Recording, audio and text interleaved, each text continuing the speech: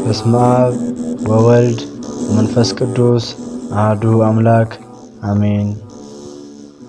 እንኳን ወደ ምክረ አበው የጥበብና የሕይወት ማዕድ በደህና መጣችሁ። ዛሬ የምንነጋገረው ስለ አንድ ተራ ጉዳይ አይደለም።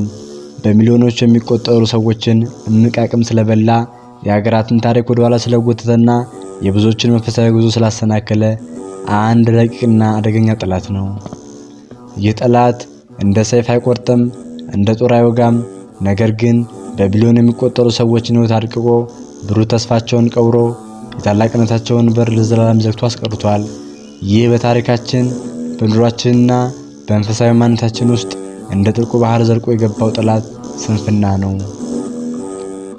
ብዙ ጊዜ ስንፍና ሲባል የሚታየን ስራ ፈቶ መቀመጥ ብቻ ሊሆን ይችላል። ነገር ግን ስንፍና ከዚያ በላይ ጥልቅ የሆነ የነፍስ ደዌ ነው። ስንፍና ማለት እግዚአብሔር ውስጣችን ያስቀመጠውን ወርቃማ ጸጋና መክሊት በምክንያት አፈር ውስጥ ተቀብሮ ማስቀረት ነው። ስንፍና ማለት ዛሬ ልንሰራው የሚገባንን ታላቅ ስራ ነገ በሚል መርዛማ ተስፋ እየደለሉ ጊዜን መግደል ነው። መጽሐፍተ አበው በተለይም ጥንታዊው መጽሐፈ ምሳሌና መጽሐፈ ሲራክ ስንፍናን እንደ ተራ ድክመት ሳይሆን እንደ ትልቅ ውድቀትና እንደ እፍረት ይገልጹታል። ዛሬ በዙሪያችን የምናየው ድህነት፣ የኑሮ ምስቅልቅልና የመንፈሳዊ ሕይወት መዛል ምንጩ ስንፍና መሆኑን ስንቶቻችን አስተውለናል? ጊዜ የለኝም እያልን ነገር ግን ውድ ሰዓታችንን በማይረቡና በማይጠቅሙ ርካሽ መዝናኛዎች ላይ የምናጠፋው ለምንድን ነው?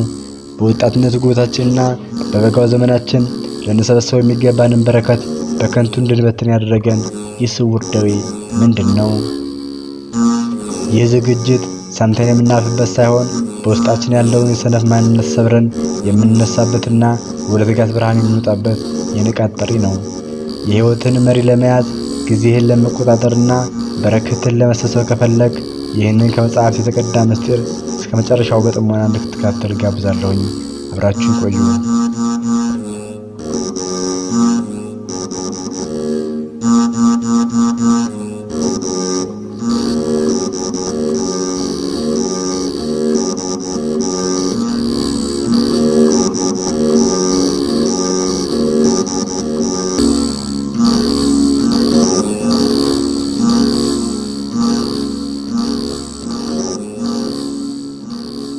ጠቢቡ ሰለሞን በመጽሐፈ ምሳሌ ምዕራፍ 10 ቁጥር 5 ላይ እንዲህ ይላል፣ ብልህ ልጅ በመከር ጊዜ ይሰራል፣ ሰነፍ ልጅ ግን በመከር ጊዜ ይተኛል። እስኪ ቆም ብለን እናስተውል። ይህ ጥቅስ ስለ አየር ሁኔታ ሳይሆን ስለ ሕይወት የሂሳብ ቀን ነው የሚናገረው። ዛሬ ወጣትነትህ፣ ጤናህና ጉልበትህ እጅህ ላይ ያሉ ሀብቶች ናቸው። ይህ ወቅት ላብህን የምታፈስበትና ነገህን የምትሰራበት ብቸኛው የእድል መስኮትህ ነው። ግን አንተ ምን እያደረግክ ነው? ስንፍና ዛሬን ጣፋጭ እንቅልፍ እንድንተኛ ያደርገናል። ውጤቱ ግን ነገ በሰው ፊት መፍረት መከናነብ ነው። ዛሬ መስራት እየቻልክ ጊዜ አለኝ ብለህ የምትዘናጋ ከሆነ ነገ መስራት የማትችልበት እድሜ የሰው እጅ ማየት አይቀሬ ነው። ያኔ ድህነት ብቻ ሳይሆን ውርደትም አብሮህ ይተኛል። ዛሬ ላብህን ካላፈሰስክ ነገ ዓይንህን ማፍሰስ አይቀርም። ስለዚህ ተነሳ፣ ወጣትነትን ለከንቱ እንቅልፍ አሳልፈህ አትስጥ።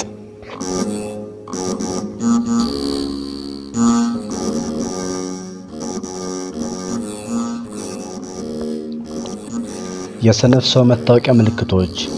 አሁን ደግሞ ወደ ከባዱ እውነታ እንመለስ። መጽሐፈ ምሳሌ የሰነፍን ሰው ማንነት በሁለት አስገራሚ ግን ደግሞ በሚያሳፍሩ ስዕሎች ይገልጸዋል። መጽሐፈ ምሳሌ ምዕራፍ 26 ከቁጥር 13 እስከ 15። እነዚህ ምልክቶች ስንሰማ ራሳችንን ከመሸፋፈን ይልቅ ቆም ብለን በሐቀኝነት እንመርምር። የመጀመሪያው የሰነፎች ምሽግ የተባለ ምክንያት መደርደር ነው። ጠቢቡ ሰለሞን እንዲህ ይላል፣ ሰነፍ በመንገድ ላይ አንበሳ አለ፣ በጎዳና መካከል አንበሳ አለ ይላል። ስማ፣ አንበሳ በከተማ መሃል እንደማይገኝ አንተም ታውቃለህ፣ ሰነፉም ያውቃል። ነገር ግን ሰነፍ ሰው ኃላፊነትን ለመሸሽ ምክንያትን እንደ ድንጋይ ግንብ አድርጎ ይጠቀማል። ጊዜው አልተመቸኝም፣ ቤተሰብ አልረዳኝም፣ መንግስት አላመቻቸልኝም የሚሉ ምክንያቶች ሁሉ ዛሬ ስማቸውን ቀይሮ የመጡ አንበሶች ናቸው። ቆም ብለህ አስብ። ለመስራት የማይፈልግ ሰው ምክንያት አይጠፋውም። በየቤቱና በየመጠጥ ቤቱ ቁጭ ብሎ አልተመቸኝም የሚለው ወጣት በእውነቱ አንበሳ ፈርቶ ሳይሆን የስራን ክብር ንቆ ነው። አባቶች እንደሚነግሩን ስራ የማይፈልግ ሰው ሰብ ይቆልላል፣ ትጉህ ሰው ግን መውጫ መንገድ ይፈልጋል። አንተ ጋር ያለው የትኛው ነው? የሥራ ትጋት ወይስ የሰበብ ክምር? ሁለተኛው ምልክት ደግሞ ይበልጥ ያሳፍራል። የአልጋ ላይ እስረኛ። በር በማጠፊያው ላይ እንደሚዞር ሰነፍም በአልጋው ላይ ይገለባበጣል። በር በማጠፊያው ላይ ይዞራል፣ ይንጫጫል፣ ይንቀሳቀሳል። ነገር ግን መቼም ቢሆን ካለበት ቦታ ንቅንቅ አይልም። ሰነፍ ሰውም እንዲህ ነው። በሐሳብ ዓለም ይዋዥቃል። ነገ እንዲህ አድርጋለሁ ይላል እያለ ይፎክራል። በአልጋው ላይ ወዲያና ወዲህ ይላል። ግን ሁሉም እንቅስቃሴው እዚያው አልጋው ላይ ነው። ፀሐይ ወጥታ እስክትጠልቅ ድረስ በሐሳብ ሲዋዥቅ ይውልና ማታውን ደግሞ ደከመኝ ይላል። ይህ ሰው በሐሳብ ባለሀብት ነው፣ በተግባር ግን ዜሮ ነው።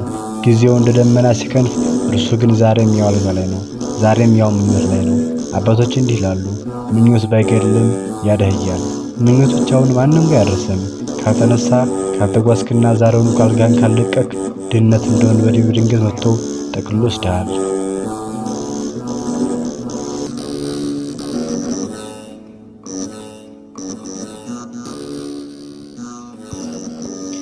ወዳጄ ሆይ ስንፍና የሀብት ማጣት ብቻ እንዳይመስልህ። ስንፍና ከሀብት በላይ ክብርን ይነጥቃል። መጽሐፈ ሲራክ ስለ ሰነፍ ሰው የሚናገረው ቃል እጅግ የሚከብድ ነው። መጽሐፈ ሲራክ ምዕራፍ 22 ቁጥር 1-2 ሰነፍ ሰው በተቀመጠበት ቦታ እንደ ዋሻ ድንጋይ ነው፣ በጽኑ ስንፍናው ሁሉን ያቦዝናል ይላል። ሰነፍ ሰው ባለበት ቦታ ቆሞ ይቀራል እንጂ ለራሱም ሆነ ለሌላ ሰው ትርፍ የለውም። በጽኑ ስንፍናው ዙሪያው ያሉትን ሁሉ ያቦዝናል፣ ማለትም አብረውት ያሉትንም ተስፋ ያስቆርጣል፣ የሥራ ፍላጎታቸውን ይገድላል። ቀጥሎ የሚለው ቃል ደግሞ በይበልጥ ኃይለኛ ነው። ሰነፍ ሰው በተኛበት ቦታ እንደተጣለ ፈርስ ነው፣ የነካውም ሁሉ እጁን ያራግፋል ይላል። አየህ አባቶቻችን ስንፍናን ምን ያህል እንደሚጸየፉት። እንደተጣለ ፈርስ ማለት ማንም ሊነካው የማይፈልግ ያየው ሁሉ የሚሸሸውና የሚጸየፈው ማለት ነው። የሰነፍ ሰው ሕይወት ጠረኑ ደስ አይልም። በተኛበት ቦታ እድሜው ሲቃጠል፣ ጉልበቱ ሲዝልና ዋጋው ሲረክስ የሚነካው ሁሉ እጁን ያራግፋል። ማለትም ከእርሱ ጋር መዋልን ለእርሱ መካር መሆንና አብሮት መቆምን ሰዎች ይጠላሉ። ስማኝ፣ ሥራ ለሰው ልጅ ክብርና ጸጋ ነው። እግዚአብሔር ሰውን ሲፈጥረው እንዲሠራ እንጂ እንዲተኛ አልነበረም። ስንፍና ግን ያንን መለኮታዊ ክብርን ገፎ እንደ ርካሽ ድንጋይና እንደ ተጣለ ፈርስ አድርጎ ሜዳ ላይ ይጥልሃል። ዛሬውኑ አልጋህን ስንፍናህን ጥለህ ካልተነሳ የሰው መሳለቂያና መሳቂያ መሆን አይቀሬ ነው። ምርጫው ያንተ ነው። በሥራ መከበር ወይስ በስንፍና መናቅ?